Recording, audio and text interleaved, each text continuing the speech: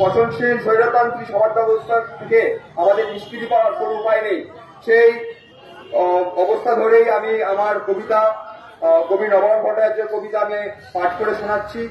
কবিতার নাম এই মৃত্যু উপত্যকা আমার দেশ না। নবায়ন ভট্টাচার্য।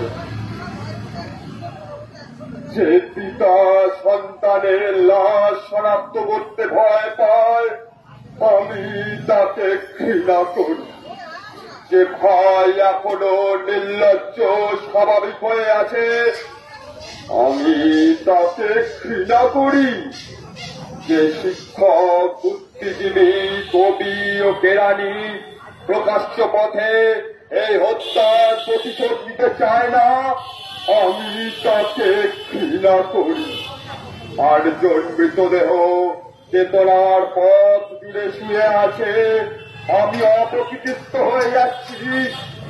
8 জোড়া খোলা চোখ আমাকে ঘুমের মধ্যে দেখে আমি চিৎকার করে উঠি।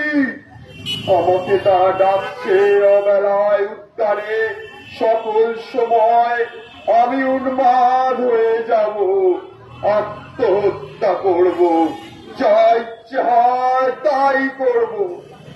কবিতা এখনই লেখার সময়। ইস্তেহারে, দেওয়ালে, পেন্সিলে নিজের রক্ত অশ্রুহার দিয়ে কোলাজ পদ্ধতিতে এখনই কবিতা লেখা যায়। তীব্রতম যন্ত্রণায় ছিন্ন ভিন্ন মুখে, সন্ত্রাসের মুখোমুখি ভ্যানের হেডলাইটের ঝলসানো আলোয় স্থির দৃষ্টি রেখে এখনই কবিতা ছুড়ে দেওয়া যায়। 38 যা যা আছে হত্যাকারীর কাছে সব অস্বীকার করে এখনই কবিতা পড়া যায়। লকআপের পাথর হিমকক্ষে ময়না তদন্তের হেজা কালো কাঁপিয়ে দিয়ে হত্যাকারীর পরিচালিত বিচারালয়ে ইচ্ছা শিক্ষার বিস্তায়তনে শোষণ ত্রাসে রাষ্ট্রযন্ত্রের মধ্যে সামরিক অসামরিক কর্তৃপক্ষের বুকে কবিতার প্রতিবাদ প্রতিধ্বনিত হোক। বাংলাদেশের কবিরা ইউরোকার মতো প্রস্তুত থাকুক। হত্যা, শ্বাসরোধের লাশ নিখোঁজ হওয়া